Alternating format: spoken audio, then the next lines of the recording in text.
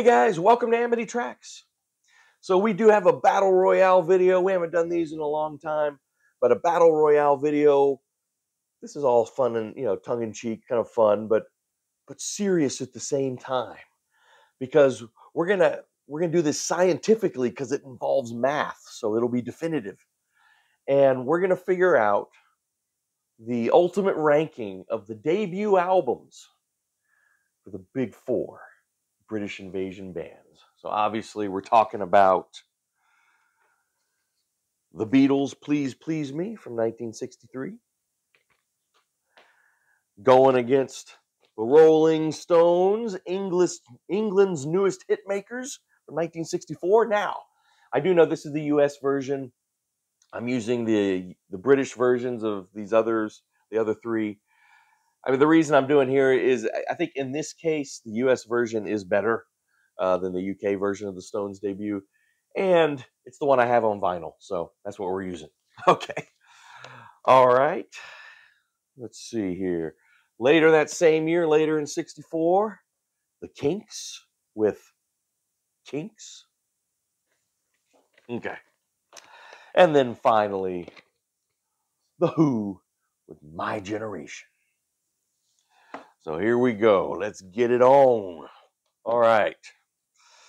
One other thing. Oh, yeah. And so here's how we do. I've got like 5 categories. We're going to score 1 to 4. And so whoever does the best in each category gets 4 points, and then 3 points, and then 2 points. And then the loser gets 1 point in each of those categories. And then we'll add it all up at the end here. And then we also have some deductions at the end, some penalty point. We're gonna subtract points for a few things. You'll see how that all works. And at the end, we'll have a kind of a final definitive ranking of the 4 debut albums. Who was the greatest out of the gate? That's kind of what we're figuring out here. All right. One other little programming note.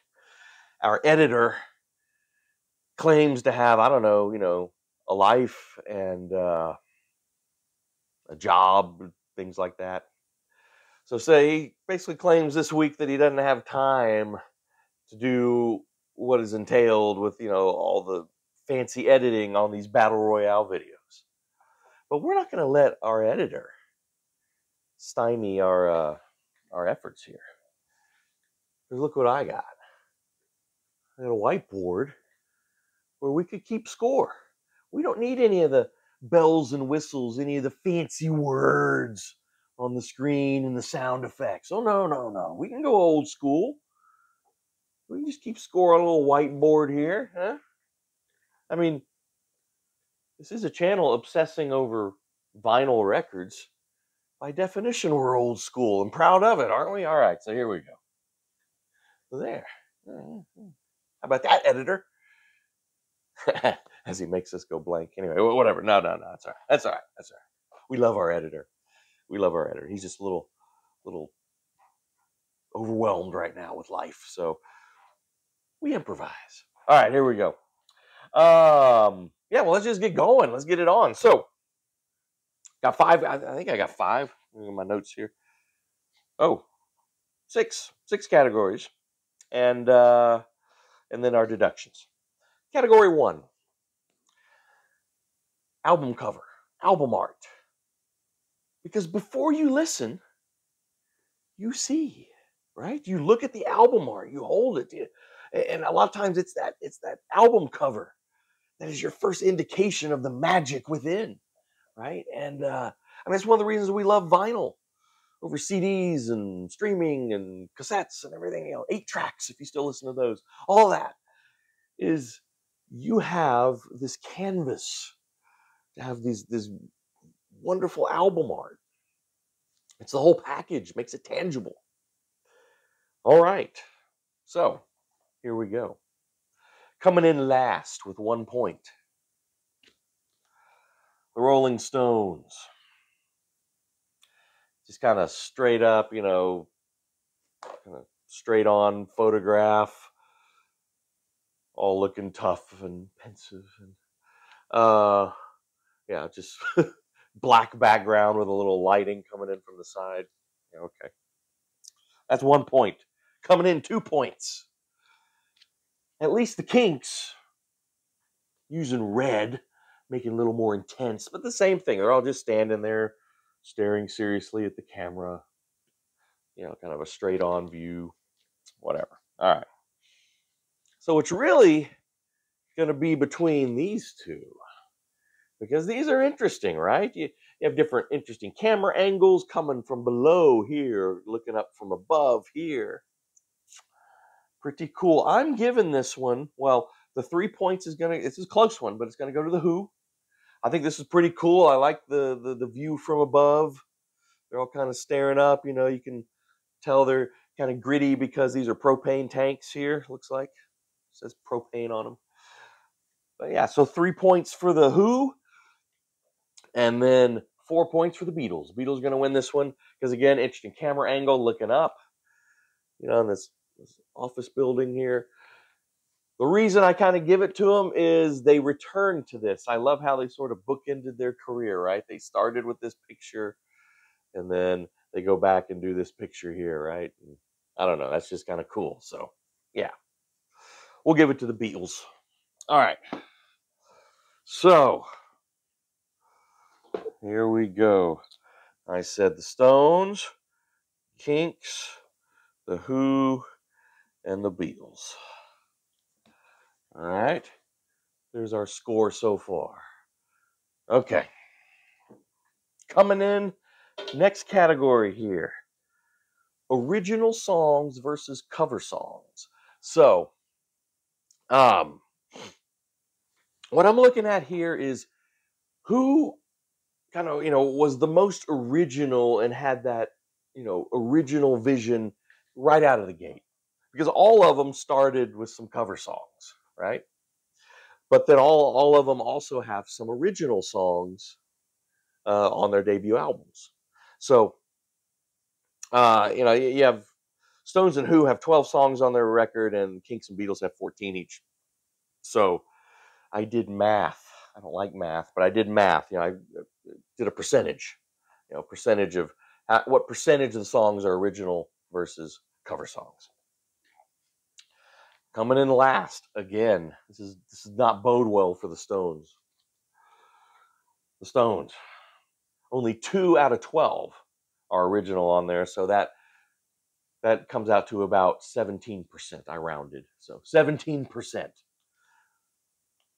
I mean, Jagger Richards, one of the greatest songwriting teams in rock and roll, one of the longest lasting. But it took them a few records. It took them a little while to really get going and find their groove. So unfortunately, in this battle of the debuts, they're not up to snuff quite yet. Coming in number 2, again, or coming in, third place, again, are the Kinks. Now, there are 5 original songs on here, 5 out of 14, which brings us to 36%. So 36% of the Kinks' debut is original songs. Coming in at second place would be our Beatles. So 8 out of 14, a little bit over half, are original songs, which brings us to 57%. And finally, coming right out of the gate, the Who were originals. 9 out of 12, 75% of their debut album is original songs. So there we go. All right. So once again here, doing the math, we got 1 point for the Stones. We've got 2 points for the Kinks. We've got 3 points for the Beatles, and 4 points for the Who. That's it. I got to count here because I don't like math. 1, 2, 3, 4. All right. Here's where we are. So it looks like the Who and the Beatles are tied, with the Kinks and the Stones kind of trailing behind at this point. But hang on. We got way more categories here. So category 3, this is rock and roll. So how about rock and roll attitude, right? I mean, who would you least like to come across in a dark alley? All right. So here we go. Coming in last place I'm sorry. It's fairly easy for me. The Beatles. I am not intimidated by the Beatles, especially at this stage. Okay. Now I know they kind of cut their teeth in Hamburg, rough and tumble there, but it doesn't come across early on. I mean, they're cute. Look, they're all in matching suits here. I'm not intimidated. Okay. All right. Coming in second to last. This seems to be where these guys always are in this. Is the Kinks. Again, matching suits. Doesn't really scare me that much. Now, you got the red, and they are staring at you kind of intensely. Still not scared, though. Still not scared. Number 3, or second place, Stones. Now, they do have suits on, but they're not matching, so they're a little bit differentiated. The black with the intense, lighting does kind of help here. There's a little bit of menace here. And of course, as you know, as the fact is the Stones sort of presented themselves as sort of the bad boy alternatives to the Beatles, right? So yeah, that kind of works. But for me, The Who. The Who. Yeah, no matching suits. That's a plus. And Roger Daltrey was actually a legitimate, street tough. He could brawl. So, yeah.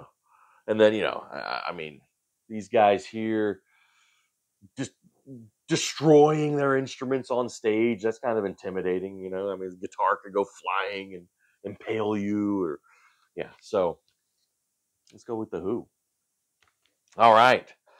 So this might shake things up a little bit here, because the Beatles only get a point. The Kinks only get 2. The Stones get 3. 1, 2, 3. And The Who get 4. 1, 2, 3, 4. So look at this. Looks like The Who is now in the lead, with the Beatles in second, the Kinks coming in third, and the Stones last. All right.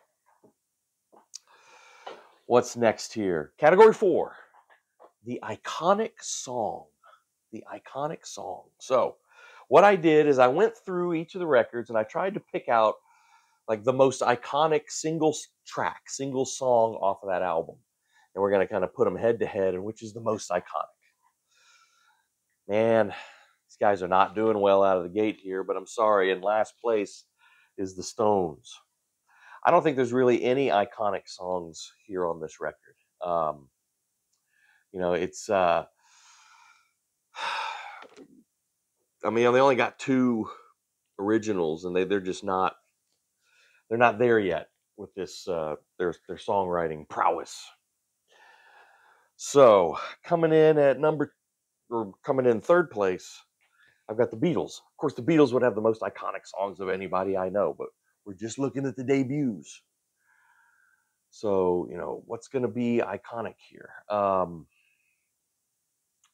Probably, well, you got Love Me Do, Twist and Shout, Please Please Me, I guess.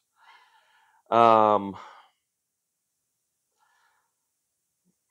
I'm not going to go with a cover, so no Twist and Shout here. But I'm going to go with Love Me Do. That's great harmonica from John Lennon. It's a nice song. That's probably the most iconic song on there. Then coming in second place, really the Kinks and the Who have, the biggest records here, or biggest iconic single songs off of here. The Kinks, you really got me. Inspiration for every garage band there ever was. Just, man, for 1964, killer gritty riff, awesome. And then the Who, it's going to be the title track, My Generation. So Kinks, I'm sorry. So Kinks come in second place, and the Who are going to take it on this one. It's an iconic song, makes a statement. Love Me Do doesn't do that so much. You Really Got Me is a pretty simple message. But, I don't know. My Generation kind of makes more of a statement. John Entwistle's bass runs still thrill to this day. really unique single with those bass solos and Daltrey's stuttering, and it's just so unique still. So there we go. We're gonna go. Sorry, I was a little distracted. Cat came in and wants to be fed. Yeah, so the editor's gonna have to do something. He's gonna have to cut here in a minute. But let's do these scoring first. So the Stones get a point. The Beatles get 2 points. The Kinks get 3. 1, 2, 3. And the Who get 4 again. 1, 2, 3, 4. I have to move these dots. All right. Here we are. That's where we are. So it looks like the Beatles are at 10. Stones at 6. Kinks at 9. The Who at 15.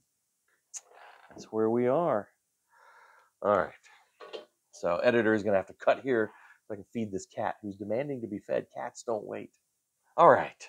Category 5. Now this one's kind of interesting. I call this chronology. So on this one, this is just going purely by release date. So the later the release date, the fewer points you're going to get in this category. Because, I don't know, in my view, if you were the earliest, you sort of blazed the most trails. You had fewer contemporaries to be inspired by and to look at their example. Okay, so we're going to kind of go reverse order here or the latest in release will get the fewest amount of points, is what we're saying. Okay, so that does mean the Who gets 1 point here because they were 1965. They had already seen what the Beatles and the Stones and the Kinks were doing and had released. So they had a little bit of an example to follow in some ways.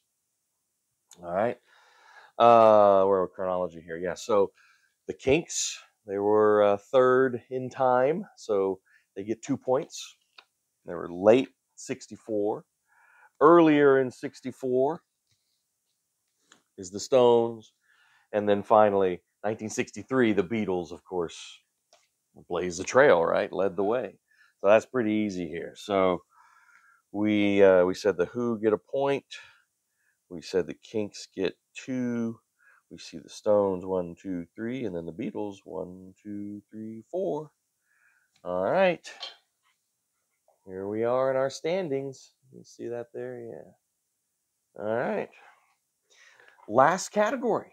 Before we're going to do deductions. We have deductions here. So the last category, category 6. This is where I just kind of talk about which record I like to listen to the most. So, excuse me. Most likely to listen to the entire album from start to finish. Which of these debuts, kind of rank them, holds together as a full album in itself? It's a great listen. Okay? So that's what we're looking at here. All right, last place is pretty easy for me. I think out of all the debuts, I think the Kinks have the weakest. I mean, You Really Got Me Aside, which is amazing, and then Stop Your Sobbing, which is a great song. Other than that, I mean, just a bunch of kind of average covers. They're still finding their way, and then not great. I mean, I think Ray Davis will take a pretty huge leap in songwriting on the next one, but here, no, not so much. All right, and let's see. Second to last is going to be the Stones. I mean, it's real good covers, kind of gritty, but I listen to the Stones because of those original songs, and they don't have those original songs yet. Let's see. This one. So first and second is hard between these two. I'm going to give second place to the Who.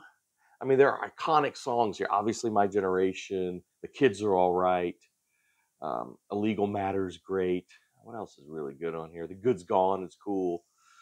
But there are, the covers don't do as much for me. And then there's some kind of throwaway originals, I think, at this point.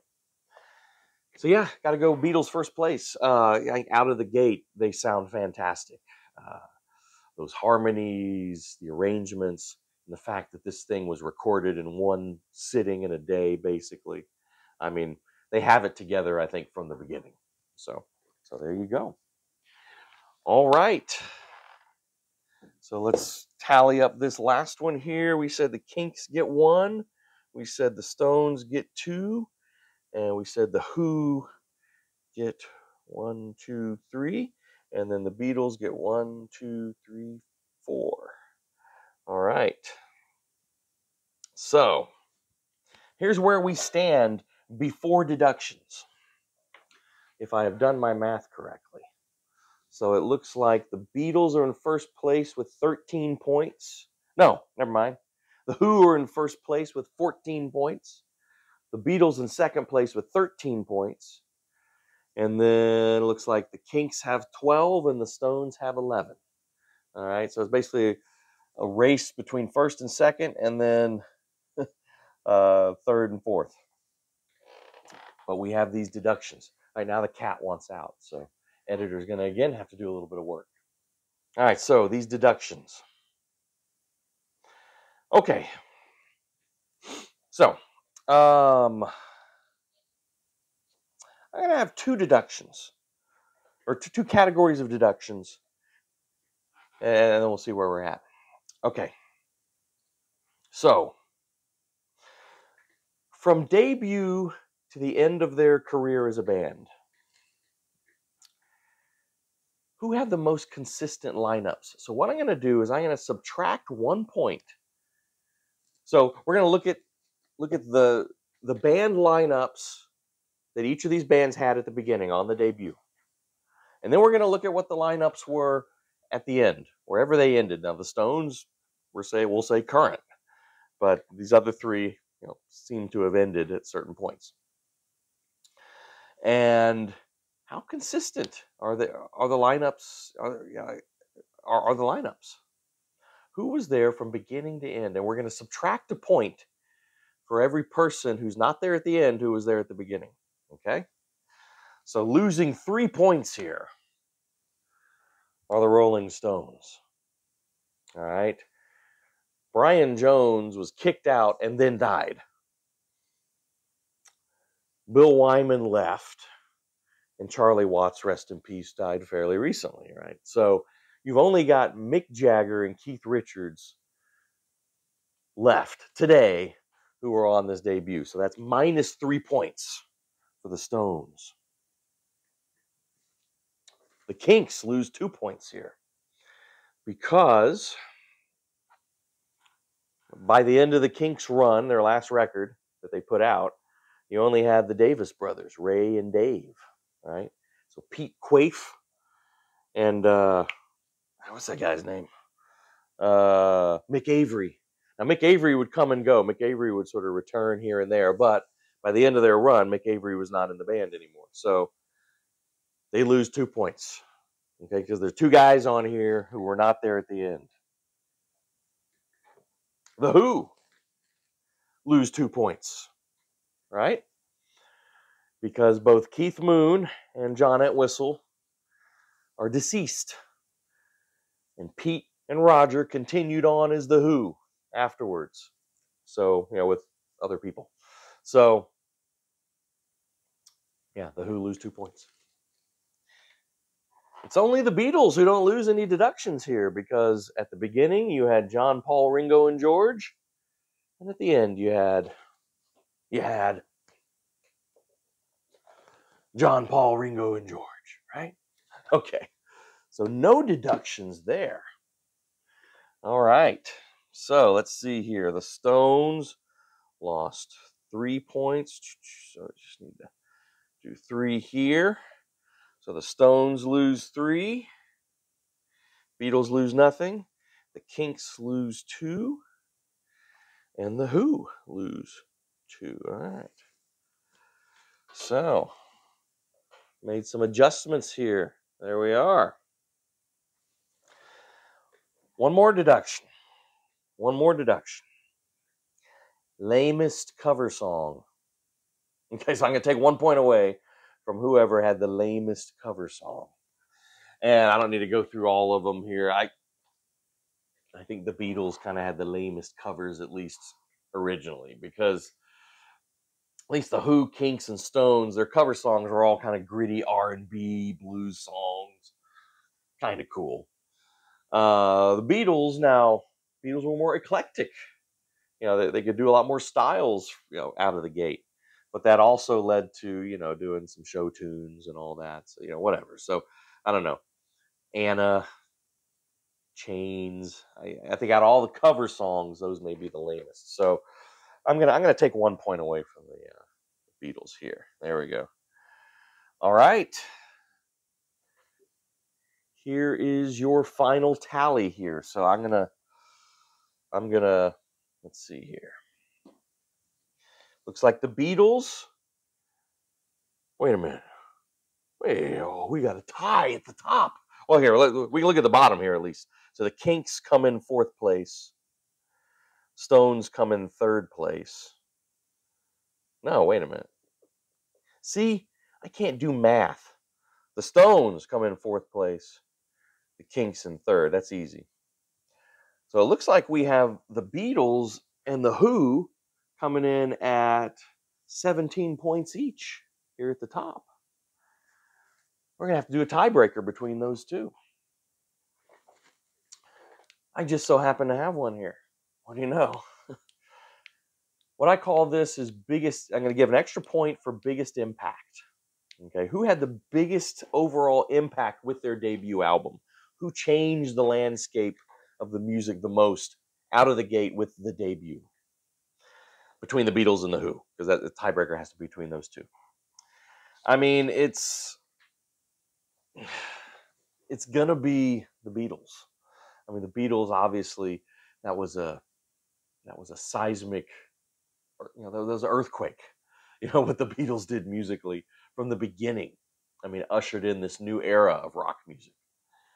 The Who, hugely influential and great debut. I'm going to be honest with you, between the Who and the Beatles, between those two debuts, I usually would rather listen to the Who. My personal favorite probably be the Who. But I'm trying to look at impact here, and I'm going to have to give that point back. That point goes back to the Beatles. So therefore, the Who in 2nd place, Beatles come out on top. All right. So our final order here, coming in last place, the Rolling Stones debut. Coming in 3rd place, the Kinks debut. In a nail biter, had to go to extra innings. The Who in 2nd place, and the Beatles come out on top. All right, guys. Hope you guys enjoyed that. That was kind of fun. So you guys tell me, how would you rank these? How would you rank these albums, worst to best? Just the debuts. Just looking at the debuts. So give that to us in the comments. What do you guys think? And yeah. And this is a little preview, by the way, because I think our next big artist we're going to be focusing on, because these other 3 we've already done episodes on, weeks on. We have not done the Kinks yet. So stay tuned to Kinks weeks, however long it takes us to do the Kinks. That is coming. That'll be exciting. All right. Anyway, thanks for watching, guys. Please do subscribe to the channel. You enjoy the content. Hit the bell for notifications. Like the videos. Share the videos. All that really helps us out. And hopefully we'll have the editor back doing his job. All right. So this job. Not like a real job. This job. All right. We'll see you next time on Amity Tracks.